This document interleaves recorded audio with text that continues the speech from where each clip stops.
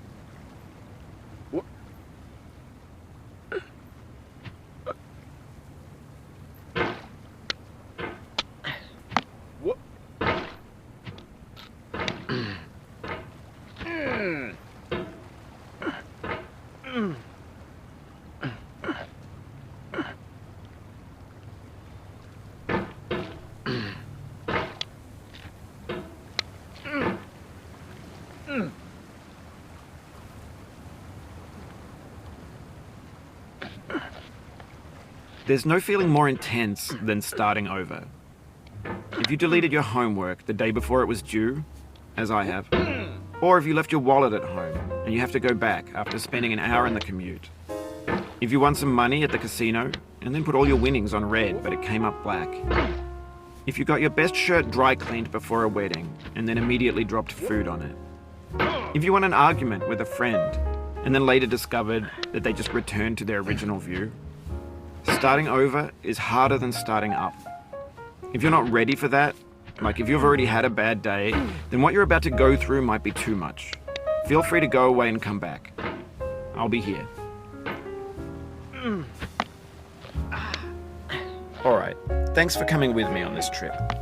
I'll understand if you have to take a break at any point. Just find a safe place to stop and quit the game. Don't worry, I'll save your progress, always.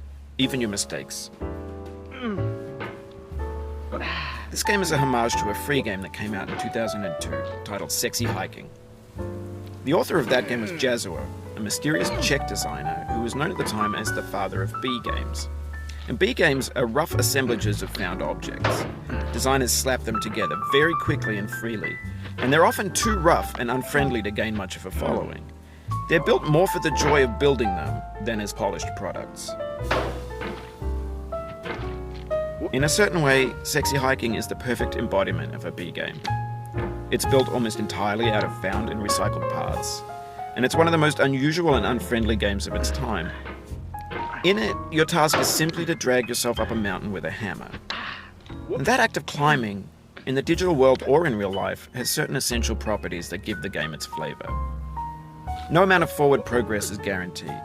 Some cliffs are too sheer or too slippery. And the player is constantly, unremittingly in danger of falling and losing everything.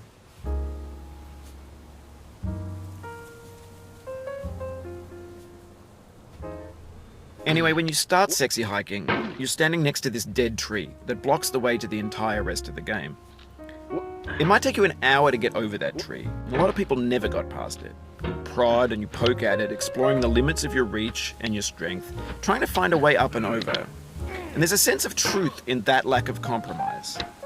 Most obstacles in video game worlds are fake. You can be completely confident in your ability to get through them once you have the correct method or the correct equipment or just by spending enough time. In that sense, every pixelated obstacle in Sexy Hiking is real.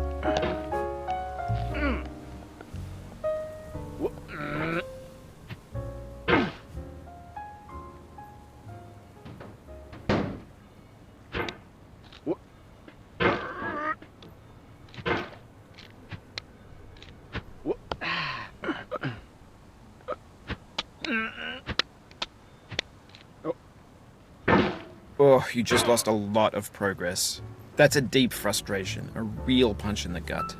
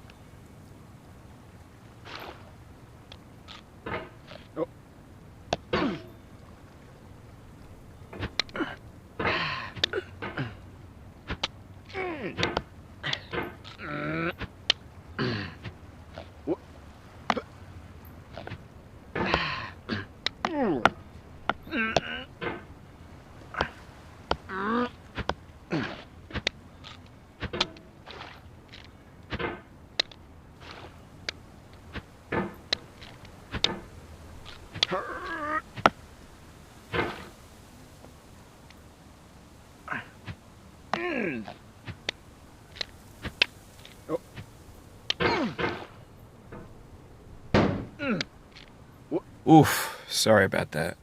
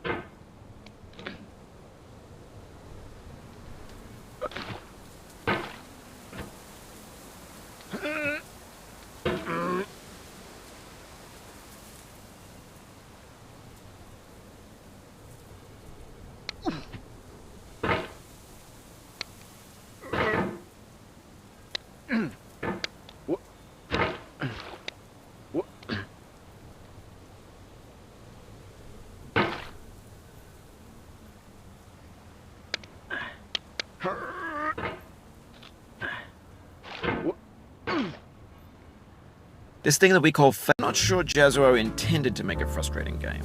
The frustration is just essential to the act of climbing, and it's authentic to the process of building a game about climbing. A funny thing happened to me as I was building this mountain. I'd have an idea for a new obstacle, and I'd build it, test it, and it would usually turn out to be unreasonably hard. But I couldn't bring myself to make it easier. It already felt like my inability to get past a new obstacle was my fault as a player rather than as a builder. Imaginary mountains build themselves from our efforts to climb them, and it's our repeated attempts to reach the summit that turns those mountains into something real.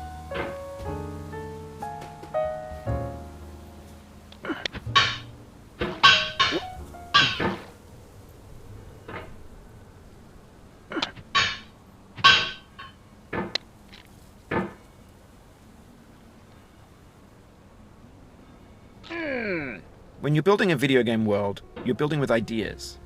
And that can be like working with quickset cement. You mold your ideas into a certain shape that can be played with, and in the process of playing with them, they begin to harden and set until they're immutable, like rock. And at that point, you can't change the world, not without breaking it into pieces and starting fresh with new ideas.